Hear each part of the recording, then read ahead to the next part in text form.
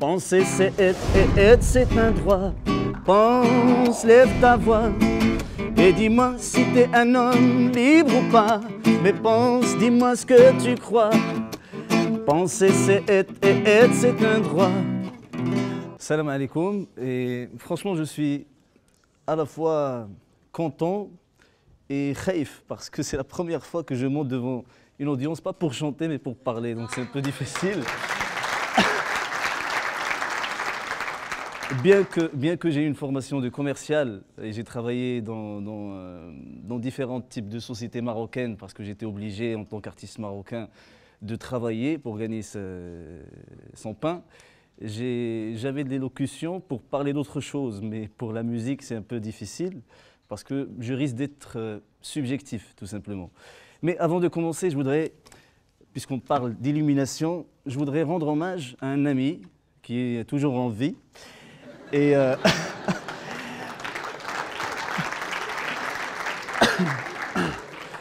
c'est un jeune certainement méconnu par la majorité des personnes présentes aujourd'hui. Il s'appelle Mahmoud Bassou, c'est le leader d'un groupe qui s'appelle Ganga Vibes et que je trouve, à mon goût, c'est quelqu'un d'illuminé parce que tout simplement il est issu d'un système éducatif marocain à qui on reproche en sa globalité de la médiocrité, etc. etc. Mais c'est quelqu'un d'illuminé tout simplement parce qu'il a écrit ce texte.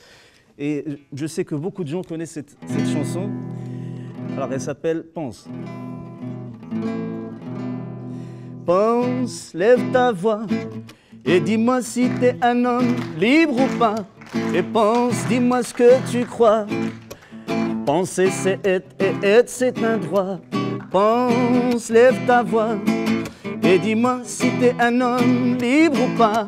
Mais pense, dis-moi ce que tu crois. Penser c'est être et être c'est un droit. Voilà, enfin...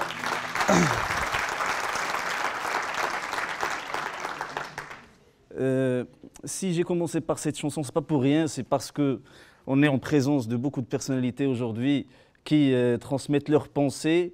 Et ça me fait plaisir de faire partie de cette réunion aujourd'hui, sachant que je fais partie d'une génération beaucoup plus jeune. Donc là, on parle d'ouverture de champ, d'expression à une certaine jeunesse.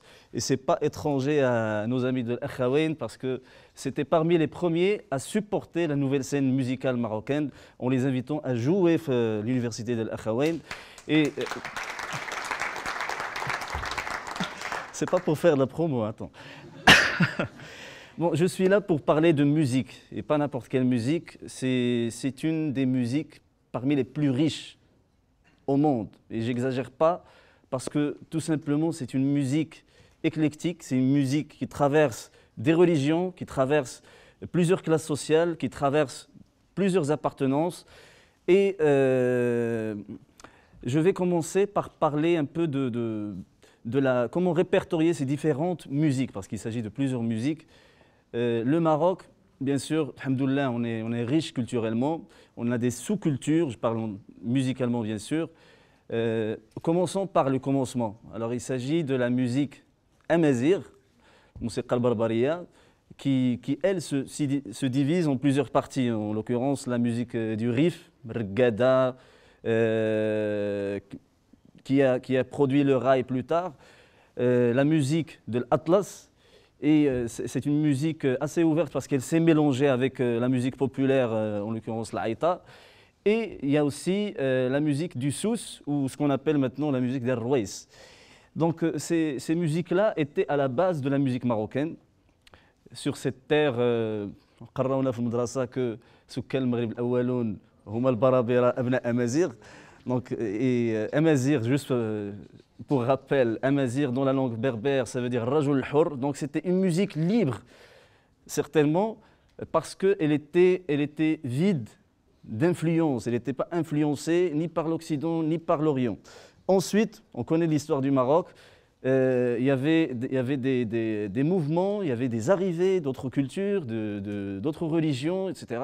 Donc forcément la musique a été impactée et a été réactive avec ces changements-là, que ce soit sur le plan social ou politique ou autre chose. Donc avec l'arrivée de nouvelles générations, de nouvelles civilisations, il y a une expansion de la musique marocaine. On ne parle plus de musique amazigh seulement, mais on parle de nouvelles formes de musique. Et là, je vais citer quelques exemples, notamment la musique l'Aïta, qu'on appelle maintenant Shabi, et qui se divise en elle, même en plusieurs sous-catégories. Justement, il y a l'Aïta al-Marsawiya, celle qui règne sur la côte atlantique. Il y a l'Aïta al-Millaliya, et quand j'ai parlé de la musique de l'Atlas, c'est une Aïta qui s'est mélangée avec la culture arabe qui est venue avec l'islam. Donc c'est à la fois amazigh et arabo-musulman. Et il y a d'autres types de Aïta, il y a l'Aïta Shawiya, l'Aïta Zariya, etc., etc. Donc c'est un peu complexe, je ne vais pas rentrer dessus. Il y a aussi d'autres types de musique qui, elles aussi, étaient le fruit de métissage, mais bien plusieurs civilisations. On parlera par exemple de la musique andalouse, arabo-andalouse ou judéo-andalouse. Et là, c'est une musique, encore une fois, qui est un mélange entre musique marocaine basique et les influences venues et de l'Orient, mais aussi de l'Occident, de l'Espagne. Quand on a parlé de l'Espagne musulmane, bah, il y avait forcément des influences espagnoles dans cette musique-là. Cette musique-là, elle se divise en elle aussi plusieurs sous-catégories. Il y a le melhoun, il y a le tarab al-ala, il y a le gharnati. Donc, c'est une richesse très très grande et qui a permis aux Marocains d'avoir une identité assez complexe. Je ne vais pas rentrer encore dans des détails en citant d'autres types de musique, la musique hassani qui est présente au Sahara, ou la musique gnawa qui a été importée de l'Afrique et mélangée avec la musique berbère. Bref, tout ça juste pour vous dire que le Maroc est un pays extraordinaire, un pays riche culturellement, musicalement. On a toujours été ouvert sur des cultures, d'autres cultures, mais malheureusement, c'est très subjectif encore une fois, je vous ai averti, je risque d'être subjectif, je constate personnellement qu'il y a une régression dans cette ouverture, une régression dans cette volonté d'interagir avec l'autre. Et ça, c'est parce que malheureusement, on a subi, et je dis bien on a subi, des vagues de normalisation, des vagues de globalisation. Et malheureusement, la musique populaire, qui est ma première cause aujourd'hui, qu'on essaie de relooker et pour laquelle on a été critiqué par des conservateurs musicaux. Donc, malheureusement, on a subi de la globalisation, que ce soit de la part de l'Occident ou de la part de l'Orient. Malheureusement, on est très influencé par ces deux mouvements-là et dans ces influences-là, on perd une certaine identité marocaine reliée aux musiques qui ressemblent à la terre marocaine et aux Marocains de par le passé. Pourquoi ces changements-là ont été nombreux et ont été déterminants? Tout simplement parce que c'est des changements parfois imposés, parfois diplomates qui surfent au Al-Mouja, qui mettent un golo. Et vous n'êtes pas sans savoir que, par exemple, juste après l'indépendance, le Maroc s'est orienté une vague d'arabisation. Et là encore, la musique a subi cette vague d'arabisation parce qu'on a envoyé beaucoup d'artistes en Orient. Certains sont partis de leur propre gré. Et ils ont importé. On avait du mal à faire la différence, par exemple, Mabin, un Mohamed Abdel Wahab et un Abdel Wahab de Kali à un certain moment. Et là, c'est bénéfique dans un sens parce que c'est bien de mais c'est bien aussi de garder un peu l'identité marocaine. Je reviens à la musique populaire. Malheureusement, ce qu'on perd aujourd'hui dans cette musique populaire, c'est une musique qui interagit avec la conjoncture. Je reviendrai encore, c'est un autre exemple de textes qui réagissent avec la conjoncture. Par exemple, on va parler de... Parce que la musique populaire est une musique d'amour dans un premier temps. Elle parle de l'amour de la patrie. Par exemple, la loi, que tout le monde connaît, il n'y a pas un mariage où le message c'est la loi. Mais peu de gens se penchent sur le texte de la loi. Pour certains, c'est même un texte vulgaire, c'est un texte qu'on ne peut pas écouter à côté de ses enfants.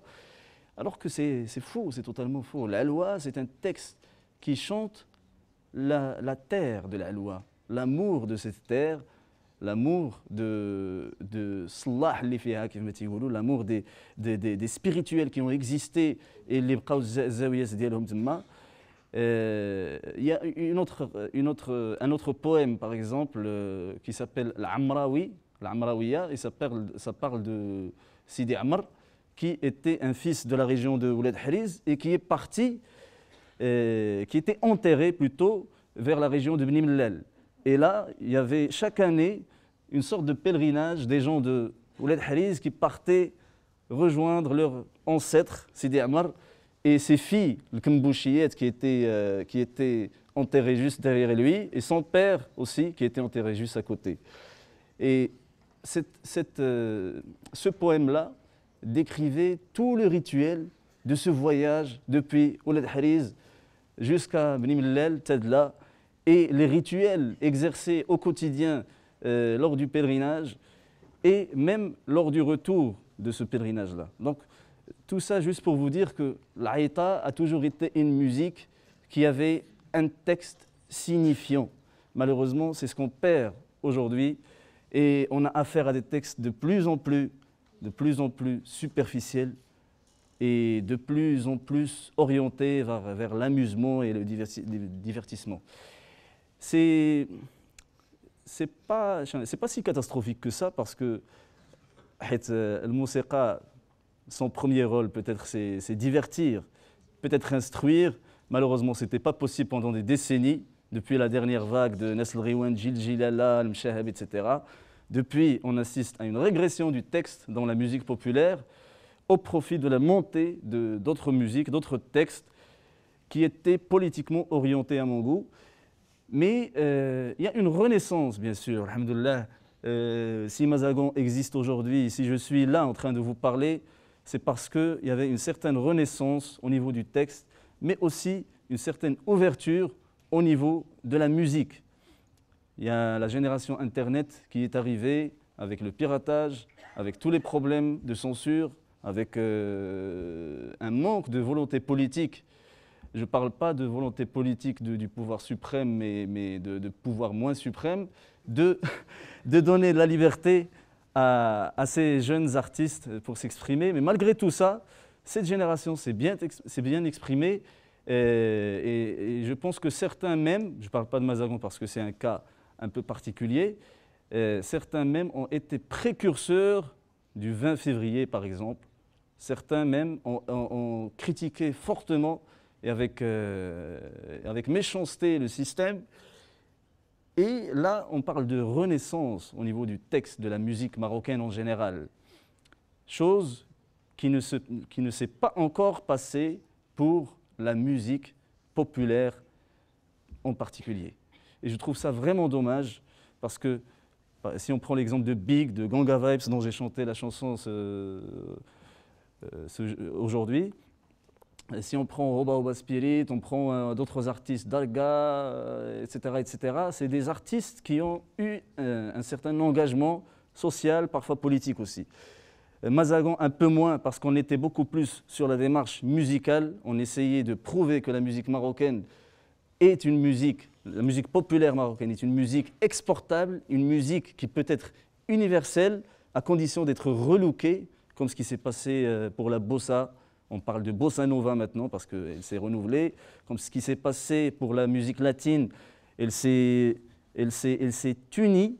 On parle de la salsa et on ne parle pas de musique latine, c'est la salade, le mélange entre les différents styles latins qui a donné la salsa, qui a conquis le monde aujourd'hui. On parle du reggae à travers Bob Marley et ses successeurs, et une musique qui a conquis le monde aussi parce qu'à la base on ne parlait pas de reggae. L'origine, c'était le Nyabinghi, une musique traditionnelle qui s'est renouvelée, qui s'est relookée avec de nouveaux instruments, des guitares, etc., et qui a conquis le monde, pourquoi pas cette démarche pour la musique populaire marocaine?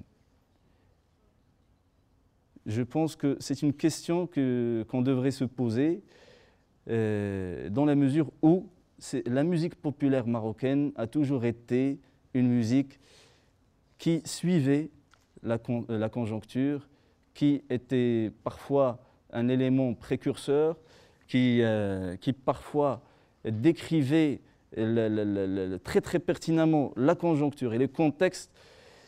Malheureusement, on perd ça dans la musique populaire d'aujourd'hui. Si on entend du Stati, Snahaji, Hajib, etc., on écoute des textes bien sûr anciens qu'on a de moins en moins l'intérêt d'analyser et de comprendre, mais la majorité des textes chantés, c'est des textes très superficiels, genre صيفط لك SMS ما جاوبتينيش دايره اتصالات على قبل البنات ميديتيل على صغير الليل etc.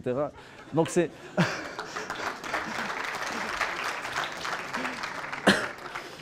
moi ça me fait mal au cœur parce que je pense qu'on passe à côté d'un atout très très important pour fédérer les Marocains autour de pensée morale, parce qu'on est en perte de morale et c'est signifiant dans la musique comme ça l'est dans d'autres secteurs. Par exemple, le cher monsieur a parlé de la finance islamique. C'est une finance qui moralise la finance en général dans un monde où l'immoralisation est devenue une tendance. Et c'est malheureux, ces mouvements-là sont un peu combattus, comme vous l'avez dit. On n'arrive pas à créer une banque islamique sur une terre islamique comme le Maroc.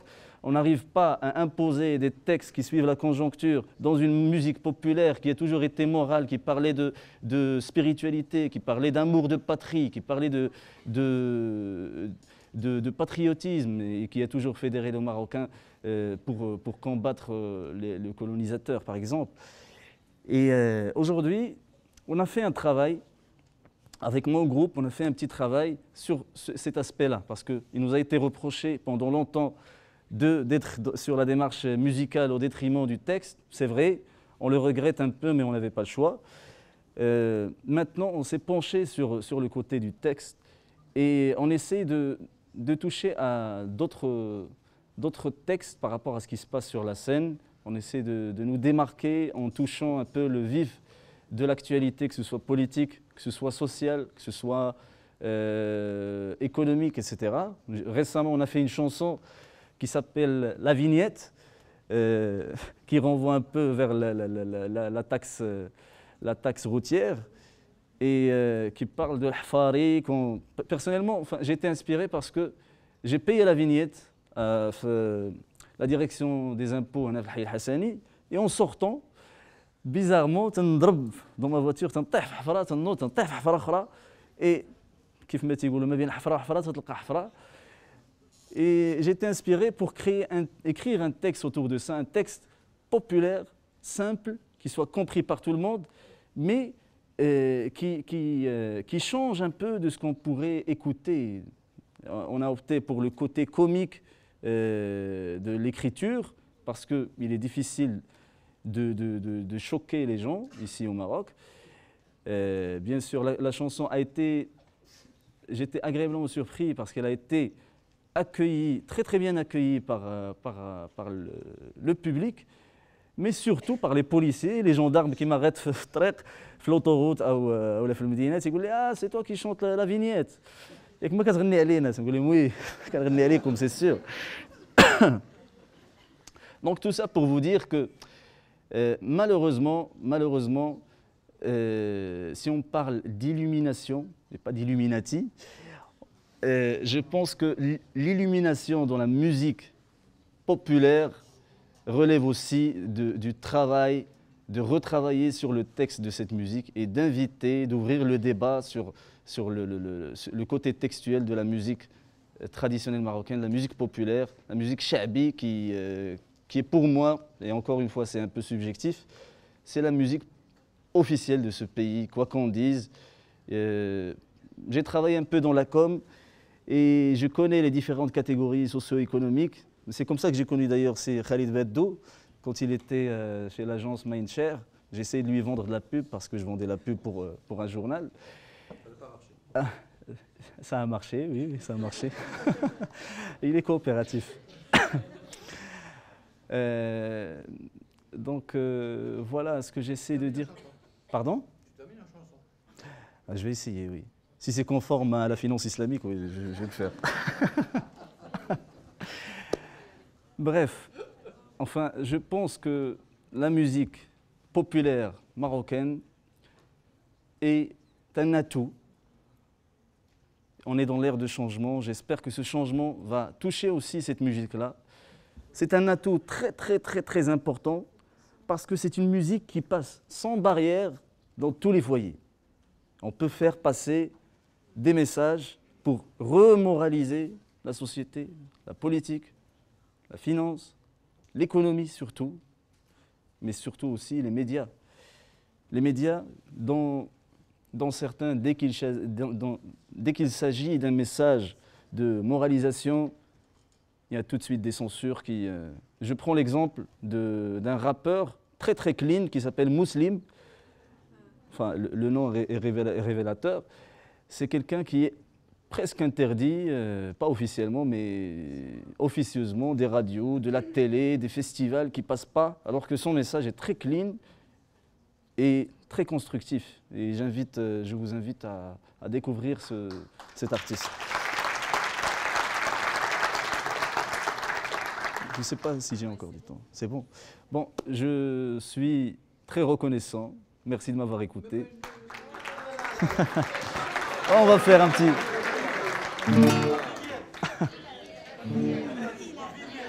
La vignette. Bon, bon, c'est une chanson que j'ai écrite avant la mouvance actuelle, avant le 20 février et tout ça. Non, je ne savais rien. Enfin, Abdel, je sais que je ne sais rien. Abdel, c'est une chanson qui parle de Monsieur Tout-le-Monde et qui rappelle un peu à la moralisation. Et que j'ai eu du mal à faire passer dans des radios. Voilà.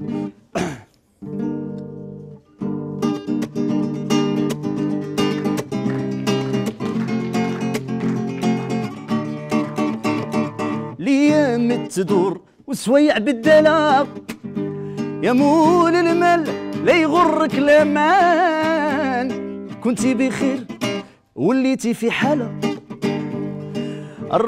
الرزق يجول ديما جوال ياللي نساك عليك عوالة كيفاش النفس تصور ليك الحال ياللي تراعي في موال الجهالة حضر لي من خاف الرحمن عبد الإله عبد الإله يا عبد الإله يا عبد الإله يا Merci. Merci. Libre ou pas, mais pense, dis-moi ce que tu crois.